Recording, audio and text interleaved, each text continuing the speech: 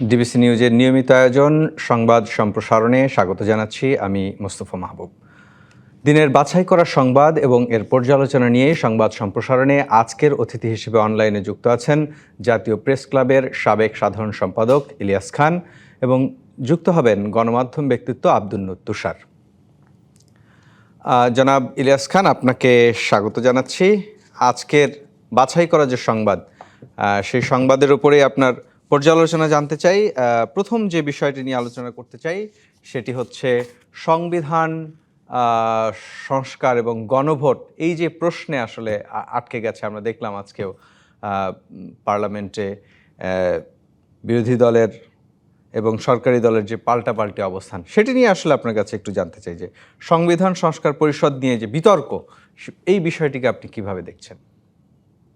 আপনাকে ধন্যবাদ। এবং এই অনুষ্ঠান যারা দেখছেন, এটা তো বিএনপির পক্ষ থেকে বলা হয়েছে যে আমরা জুলাই সনদে যে কথাগুলো আছে এক চুর বাইরেও আমরা যাবো না। সুতরাং এটা নিয়ে পার্লামেন্ট গরম করার কোনো প্রয়োজন আছে বলে আমি মনে করি না। এবং কি বলে যে বাইরে যে রাজপথে আন্দোলন করবে, আমরা সেই সংস্কৃতিতে আর ফিরে যেতে চাই না।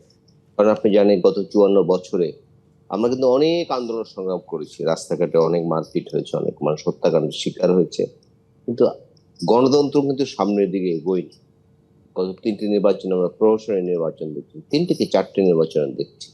কিন্তু আজকে যে সংবিধান সংস্কার পরিষদের অধিবেশন নিয়ে যে বিএনপির পক্ষ থেকে বলা হয়েছে এবং আবার বিরোধী দলের নেতা ডক্টর শফিকুর রহমান তিনি বলেছেন যে যদি এটি না মানা হয় তাহলে তারা রাজপথে আন্দোলন করবে।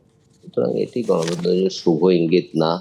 আবার আমরা চাই প্রাণবন্ত পার্লামেন্ট, আমরা ঝঞ্ঝা বিক্ষুব্ধ উত্তপ্ত পার্লামেন্ট চাই না। যুক্তি পাল্টা যুক্তি দিয়ে দেশটিকে এগিয়ে যায়, গণতন্ত্রকে সুসংহত করা যায়, সেই চেষ্টা কিন্তু আমরা সেই প্রত্যাশা কিন্তু আমাদের সব সময় আমরা আশা করতে চাই। দুইটি দল যারা গত যে স্বৈরাচার বিরোধী আন্দোলন, দুটি দল না, এখানে যে 9টি দল আছে পার্লামেন্টে, এখন 9টি দলই কোনো না কোনো ভাবে সাফার করেছে এবং সবচেয়ে বেশি সাফার করেছে বিএনপি এবং জামায়াত। এই দুই দলের, যেমন বিএনপি অনেক নেতার বিরুদ্ধে শয়ে শয়ে মামলা, ঘরে থাকতে পারেনি, কোর্টের বান্ধে দৌড়িয়েছে, কি বলে যে গুমের শিকার হয়েছে। আর জামাতের অনেক নেতাকে তো প্রশ্নবিদ্ধ বিচারে তাদেরকে হত্যা, ফাঁসি দেওয়া হয়েছে, নানা প্রশ্ন আছে এবং অনেকে হত্যাও করা হয়েছে। সুতরাং দলগুলোর এখন ঐকমত্যের সময়, এখন কিন্তু বিরোধের সময় না।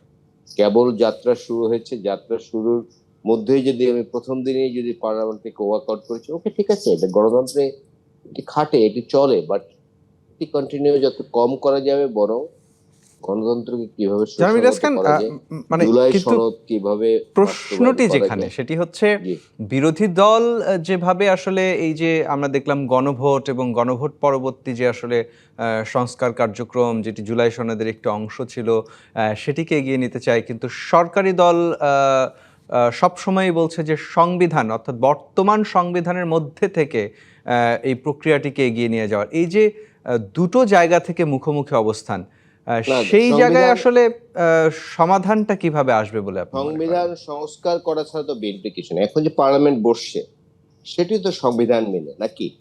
সেটি তো সংবিধান মেনে বসছে সবাই। সুতরাং আগে আমি সংবিধান সংস্কার করি সবাই মিলেমিশে, তারপরে আমি ভিন্ন পথে যাব বা নতুন পথে যাব। আগে তো এখন পর্যন্ত আমি সংবিধানের আওতায়, আমি পার্লামেন্ট সদস্য হয়েছি, নির্বাচন কমিশন নির্বাচন পরিচালনা করেছে, সবকিছু কিন্তু সংবিধান অনুযায়ী হয়েছে। সুতরাং আগে সংবিধান চেঞ্জ না করে আমার তো বাইরে যাওয়ার সুযোগ নেই। আসলে বাংলাদেশের রাজনৈতিক দলগুলোর মধ্যে যে একই সংস্কৃতি গড়ে উঠেছে, যেমন আমরা রাষ্ট্রীয় প্রশ্ন, রাষ্ট্রীয় স্বার্থের প্রশ্নে অনেক সময় দেখি যে সব দলগুলো কিন্তু ঐকমত্য হতে পারে না। আপনি নিশ্চয়ই লক্ষ্য করেছেন। এইসব সংস্কৃতি থেকে আমাদের বেরিয়ে আসতে, আমি যে কথা শুরুতে বলেছি, সব দল সাফার করেছে। এখন তাদের এই নিজেদের মধ্যকার বিরোধ বা দ্বন্দ্ব, এগুলোকে কেন্দ্র করে এগুলোর সুবিধা নিয়ে যদি আবার ফ্যাসিস্ট শক্তি, আবার স্বৈরাচারী শক্তি ফিরে আসে, সেটি হবে অত্যন্ত দুর্ভাগ্য। কিন্তু বিরোধী দল যে জায়গাটাতে আসলে আটকে আছে, আমি সেই জায়গাটাতেই আপনাকে আবারও একটু আনতে চাই যে বলা হচ্ছে যে গণভোট যেটি রায়, যেটি হাঁ ভোট, যেটি জয় পেল, তার মধ্য দিয়েই তো আসলে গণপরিষদ আহ্বান করা এবং গণপরিষদের মাধ্যমে আসলে জুলাই সনদের বাস্তবায়ন বা সংবিধানকে যে কাটাছেঁড়া সেই প্রক্রিয়াটি তো আসলে হাঁ ভোটের মাধ্যমেই জনগণ সেই ম্যান্ডেটটা তো আসলে সেই পক্ষে পার্লামেন্ট তো দিয়েছে। বসছে মাত্র আহ, দুদিন, তাহলে পার্লামেন্ট তো আসলে শুধুমাত্র বর্তমান দুদিন। সংসদ বা সংবিধান, মানে যেটি বিরোধী দলের কথা, বর্তমান সংসদ এবং বর্তমান সংবিধানের মধ্যে থেকে যা সরকারি দল যেটা বলছে যে মধ্যে থেকে করতে হবে, কিন্তু জনগণ তো গণভোটের প্রশ্নে হা ভোটের রায় দিয়ে সেই ব্যারিয়ার তো আসলে ভেঙেই দিয়েছে। এই জায়গাটাতে আসলে দুই দলের, সরকারি দল এবং বিরোধী দলের সমন্বয়টা কিভাবে ঘটবে, মানে কোন জায়গায় আসলে তারা এসে ঐক্যমতে বিএনপিকে পৌঁছাবে? যারা ভোট দিয়েছে সেটা তো বিএনপির নির্বাচনী ইশতেহার দেখে ভোট দিয়েছে নাকি? বিএনপি যে 31 দফা আগে দিয়েছিল, তার আগে অনেক কথা, নানা কথা বলে, সেটিতেও তো জনগণ তাদেরকে ভোট দিয়েছে। সুতরাং একটু আন্ডারস্ট্যান্ডিং আসতে হবে। এবং পার্লামেন্ট তো মাত্র দুদিন বসছে, মাত্র দুদিন বসছে, সুতরাং এই সময় তো শেষ হয়ে যায়নি। এত তাড়াহুড়া করা তো কিছু নেই, এটা তো ইগো দেখাবার কিছু নেই। সুতরাং গণতন্ত্র বিকাশের জন্য পরস্পর আলোচনা করে, নিজেদের মধ্যে আলোচনা করে সেটি কিভাবে করা যায়। আর জুলাই সনদ তো কোনো ধর্মগ্রন্থ নয়। জুলাই সনদের সবকিছু দিয়ে একদম অক্ষরে অক্ষরে, পয়েন্ট টু পয়েন্ট সবকিছু মানতে হবে এমনও কিন্তু বিষয় না। সেখানে বিএনপি কিন্তু অনেক নোট অফ ডিসেন্ট দেওয়া আছে। বরং সব দলগুলো যে বিষয়গুলোতে ঐক্যমত্য হয়েছে সেগুলো আগে পূরণ করে তারপরে ভিন্ন অন্যগুলো দেখতে হবে। এটি এটি এটি ঠিক হবে বলে আমি মনে করি। নিশ্চয়ই আপনি এরই মধ্যে বলেছেন, কিন্তু আরেকটু জানতে চাই, সেটি হচ্ছে জি প্লিজ। বিরোধী দল এবং বিশেষ করে তরুণদের যে দলটি, সেই দলটি কিন্তু আসলে বলছে মানে গণভোট বাস্তবায়ন বা এই গণপরিষদের যে প্রক্রিয়াটি, এটি না হলে তারা সংসদের বাইরেও গিয়ে আন্দোলনের হুঁশিয়ারিও দিচ্ছে। সেটি আসলে না খুব না, সুন্দর পরিবেশ আগামী দিনের রচনা এগুলো করবে কিনা আসলে। এগুলো বিরোধী দল হিসেবে তারা বলতেই পারে, বাট সেই পরিস্থিতি এখনো আসেনি। মাত্র, আমি তো একটু আগে বললাম, মাত্র দুদিন সংসদ বসছে। অনেকদিন তো সংসদ বসে নাই যে পুরো সংসদের মেয়াদ শেষ হয়ে গেছে, এখনো জুলাই সনদ বাস্তবায়িত হলো না। আর যে কথাটি আগেও বলেছি, জুলাই সনদ বিএনপি বলেছে যে আমরা অক্ষরে অক্ষরে সেটি পালন করব, অক্ষরে অক্ষরে সেটি পূরণ করব। কারণ জনগণের কাছে আমাদের কিন্তু একটা কমিটমেন্ট দেয়া আছে। এবং জনগণ কিন্তু আপনারা জানেন যে বিএনপির চেয়ারপারসন তিনি কিন্তু হাবুটের পক্ষে ক্যাম্পেইন করেছে। যদিও একটি পক্ষ ন্যারেটিভ তৈরি করার চেষ্টা করেছে যে বিএনপি হাবুট চায় না, নানা কিছু কিন্তু বলেছে। বাট সেটি কিন্তু সময়ের ব্যবধানে প্রমাণিত হয়েছে। তাদের যে অভিযোগগুলো ছিল, যেমন আগে বলা হয়েছে যে বিএনপি এই জুলাই সনদ চায় না, এগুলো একটা নেগেটিভ তৈরি করা হয়েছে, বিএনপিকে মেলাইন করা হয়েছে, তারা যাতে ভোটে না জিততে পারে, এই জন্য নানা কৌশল করা হয়েছিল। কিন্তু দুর্ভাগ্যজনক তারা সেই অপগোষ্ঠী বা সেই গণতন্ত্র বিরোধী গোষ্ঠী আমি বলবো, তারা কিন্তু সফল হয় না। তারা বলে যে সংবিধানে কবর দিবে। এই তো গণতান্ত্রিক ভাষা না। তো মহান মুক্তিযুদ্ধের মাধ্যমে সংবিধান হয়েছে। সংবিধানে কি কি আপনি পছন্দ করেন না, কি কি আপনি চান না, সেটা আপনি বলুন, কিন্তু আপনি সেটাই, কোনো সংবিধান সেটা কবর দিয়ে আলোচনার দেবেন। মাধ্যমে আসলে সমাধানে আসা সম্ভব। ইলিয়াস খান আমাদের সঙ্গে থাকবেন, আমাদের সঙ্গে যুক্ত হয়েছেন গণমাধ্যম ব্যক্তিত্ব আব্দুল তুষার। তার কাছেও একটু শুনতে চাই একই প্রশ্ন। জুলাই সনদের বিষয়ে আমরা কথা বলছিলাম। সরকারি দল সেটিকে বলছে আলোচনার মাধ্যমে সংবিধানের মধ্যে থেকে, নিয়মের মধ্যে থেকেই আসলে জুলাই সনদ বাস্তবায়ন বা গণভোটের রায় যেটি, সেটি বাস্তবায়নের দিকে এগোবে। এবং কিন্তু বিরোধী দল চাচ্ছে খুব দ্রুত, আজকে যেমন তারা বলেছেন সংসদের সমাধান না হলে প্রয়োজনে তারা রাজপথে আন্দোলনও করবেন। এই বিষয়টিকে আসলে আপনি কিভাবে দেখছেন আব্দুল তুষার? জুলাই সনদ বাস্তবায়ন তাড়াহুড়া করে করার বিষয় না। জুলাই সনদ যদি সত্যি একটি গভীর বিষয় হয়ে থাকে, তাহলে এখানে এটি বাস্তবায়নের ক্ষেত্রে এমন কোনো ছিদ্র রাখা যাবে না, কিংবা এমন কোনো ত্রুটি রাখা যাবে না যেটার কারণে এই বাস্তবায়ন পরে প্রশ্নের সম্মুখীন হবে। অতএব আমি মনে করি যে সরকারি দল সঠিক অবস্থানে আছে। প্রথমত, সংবিধানে কি সংযুক্ত হবে এবং হবে না এটি সংসদে আলোচনা হওয়া উচিত। দ্বিতীয়ত, তারা নির্বাচনের শুরুতেই বলেছিল যে তারা চায় তাদের ম্যানিফেস্টোতে তারা যেভাবে প্রতিশ্রুতি দিয়েছে সেইভাবে এই জুলাই সনদকে বাস্তবায়ন করতে। এবং এই বিষয়টি কিন্তু তারা একেবারে নির্বাচনের আগে থেকেই পরিষ্কার করেছে। তারা কিন্তু এটাও বলেছিল যে যে সনদে তারা স্বাক্ষর করেছেন আর যে আদেশ দিয়ে গণভোট হচ্ছে, এই দুইটার মধ্যে তফাৎ রয়েছে। তারা এই কথাও বলেছিল যে এক ধরনের প্রতারণাও করা হয়েছে। অতএব আমি মনে করি নৈতিকভাবে এবং অবস্থানগত দিক থেকে সরকারি দল কিন্তু তাদের কথার কোনো বরখেলাপ করে নাই। এবং গণভোটেরও চতুর্থ যে জায়গাটি প্রশ্ন সেখানে কিন্তু ছিল যে ম্যানিফেস্টো অনুযায়ী দলগুলি এই প্রথম তিনটি প্রশ্নের বাইরে যা আছে ম্যানিফেস্টো অনুযায়ী দলগুলি সেটা বাস্তবায়ন করবে। কিন্তু বিএনপি শুরু থেকেই বলেছিল যে কিছু কিছু বিষয় যেখানে তাদের নোট অফ ডিসেন্ট আছে, এইসব নোট অফ ডিসেন্ট সম্বলিত যে জায়গাগুলি এগুলি তারা তাদের ম্যানিফেস্টো অনুযায়ী বাস্তবায়ন করবে। এটা কিন্তু বিএনপি পরিষ্কার করেছে। ফলে আমি মনে করি না যে সরকারি দল কোনো ডিলি ডালিং করছে বা কোনো ইচ্ছাকৃত দেরি করছে।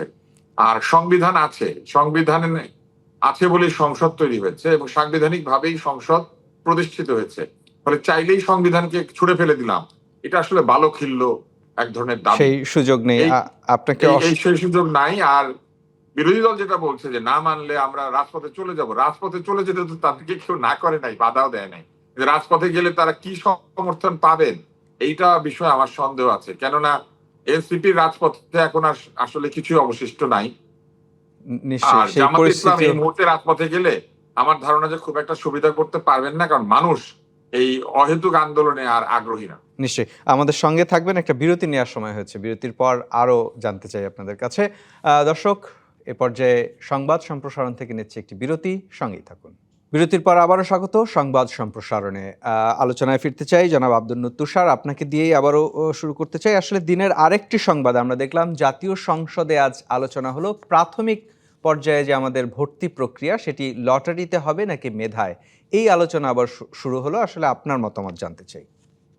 বৈজ্ঞানিকভাবে আপনি যদি চিন্তা করেন তাহলে 4-5 বছরের ছেলে মেয়েদের মেধার প্রতিযোগিতা আসলে করা সম্ভব না, কারণ 4-5 বছরে মেধা কি সেটা তৈরি হয় না মানুষের। তখন মাত্র মস্তিষ্ক তৈরি হচ্ছে এবং মস্তিষ্ক মেধাবী হবে কি হবে না সেরকম একটা জায়গায় এসে পৌঁছেছে। ফলে মেধার ভিত্তিতে যে কাজটি করানো হতো আগে, তাতে করে ছেলে মেয়েদের মাথার উপরে প্রচুর চাপ সৃষ্টি করা হতো। তাদেরকে পরীক্ষায় ভালো করতে হবে, এই জন্য ক খ লিখতে হবে, এটা লিখতে হবে, ওইটা পারতে হবে, ওইটা পারতে হবে, এরকম নানান কিছু শিখিয়ে নিয়ে একটা কম্পিটিটিভ এক্সামে বসিয়ে দেওয়া হতো। আমি মনে করি না যে লটারি হওয়াটা কোনো খারাপ কিছু, বরং লটারি হওয়াই উচিত। একটা একটা জেনারেল এক্সামিনেশন হতে পারে যে যদি কেউ ক্লাস 1-এ ভর্তি হয় তাহলে সে অ আ ক খ পারে কিনা, 1 2 3 4 পারে কিনা, এইটা হয়ে যাওয়ার পরে ধরেন 500 লোক 1000 লোক সবাই পারে, তাহলে ওই সবার নাম দিয়ে একটা লটারি হতে পারে এবং সেইখান থেকে তাদেরকে নেওয়া যেতে পারে। কিন্তু শুধু পরীক্ষার ভিত্তিতে মেধাবী এইটা করার কারণে কি হয়েছে জানেন? কিছু কিছু স্কুলের সুনাম থাকার কারণে সমস্ত ছেলে মেয়ে ওইখানে ফর্ম কিনে পরীক্ষা দেয় এবং কয়েক লক্ষ কয়েক হাজার, মানে এটা একটা এসএসসি পরীক্ষার মতো অবস্থা হয়। ধরেন রেসিডেন্সিয়াল মডেল স্কুল, তারপরে ভিকর্নেসা স্কুল, হোলি ক্রস স্কুল, এইখানে হাজার হাজার মেয়ে ছেলে তারা পরীক্ষা দেয়। এটা আসলে কোনো প্রয়োজন নাই। আমার কাছে মনে হয় যে জেনারেল একটা পরীক্ষা হতে পারে, প্রথমে লটারি হয়ে যাবে। এই বিষয়ে জনাব ইলিয়াস খান আপনার না, আমি মনে করি, কিন্তু একটা বিষয় একটু আপনার কাছে একটু জানতেই চাই যে অনেক সময় দেখি আসলে যখন ভালো একটি স্কুলে বাচ্চারা ভর্তির সুযোগ পায় না এই লটারির কারণে, তখন মানে এটা ভাগ্যের দোষ হয় কিনা এবং অনেকেই আসলে এটাতে আপসেট হয়ে যায়। সেই বিষয়টিকে আসলে কিভাবে অ্যাড্রেস করা হবে? না, সেটি তো ঠিক আছে, পরীক্ষা দিয়ে যদি চান্স না পায় তারও তো মন খারাপ হবে না, সেখানে তো একটা সান্ত্বনা থাকে যে পরীক্ষা দিয়ে পেলাম না, কিন্তু শুধু লটারিতে নাম আসলো না জন্য যে না, আমি যেটি মনে করি বাচ্চাদের 4 বছর 4.5 বা 5 বছরের বাচ্চা, তার কিন্তু আমি তুষার ভাইয়ারও ভালো বলতে পারেন, তিনি একজন ডক্টর, বাট আমি মনে করি ওই সময় তার কোনো মেধার বিকাশ বা মেধার কি বলে এগুলো দেখানোর সুযোগ নেই। এবং এটি শুধু এই যে পরীক্ষা হলে সেটি শুধু বাচ্চাদের মধ্যে না, এটি কিন্তু গার্ডিয়ানের মধ্যে এক ধরনের যুদ্ধ শুরু হয়।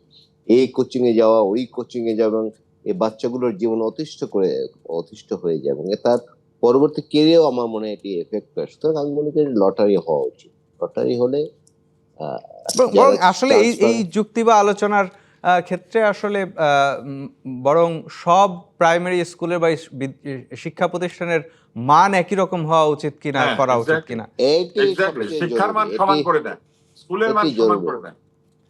এটি খুব জরুরি, স্কুলগুলো ভালো করতে হবে। এই প্রসঙ্গে আমি আমাদের শেষ যে সংবাদে আপনাদের দৃষ্টি আকর্ষণ করতে চাই, পেট্রোল পাম্পগুলোর সামনে বা ফিলিং স্টেশনগুলোর সামনে থেকে ভিড় কোনোভাবেই কমছে না। জনাব ইলিয়াস খান, আপনার কাছে একটু জানতে চাই। এটি প্যানিক বাইং এর কারণে হয়েছে আমার মনে হয়, যে সবাই ধারণা করছে মধ্যপ্রাচ্যে যুদ্ধ হচ্ছে, বোধহয় তেল একদম বন্ধ হয়ে যাচ্ছে, আমরা বোধহয় গাড়ি ঘোড়া চালাতে পারবো না, এই জন্য যার 5 লিটার লাগে তিনি 50 লিটার নিয়ে রেখেছেন। এবং আপনি তো নিশ্চয়ই দেখেছেন, আমরা খবর দেখেছি যে 10,000 লিটার ডিজেল মজুত করেছিল।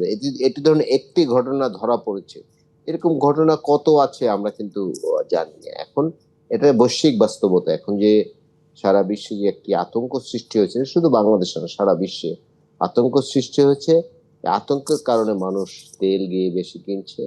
বাট এটি আমরা তো জানি যে একটু আগেই আমাদের আলোচনা হলো অফ এয়ারে, যে পেট্রোল এবং অকটেনে খুব বেশি সমস্যা নাই, কিন্তু এখনো আমাদের ইস্টার্ন রিফাইনারি, যেটা একমাত্র যে শোধনাগার, সেখানে কিন্তু 1 লক্ষ টন ক্রুড অয়েল আছে এবং পাইপলাইনে কিন্তু আরো আসার সুযোগ আছে এবং ভারতের কাছে অলরেডি চাওয়া হয়েছে। সুতরাং খুব বেশি সংকট, যুদ্ধ যদি দীর্ঘায়িত না হয়, খুব বেশি সংকট সৃষ্টি হবে বলে আমি মনে করি। এবার সরকারের কিছু পদক্ষেপও ধরুন, এক্ষেত্রে কালকে আমি একজন এই যে মালিক, পেট্রোল পাম্পের যে মালিক, এক ভদ্রলোকের সাথে আলাপ হচ্ছিল, আমরা একটি টক শোতে ছিলাম।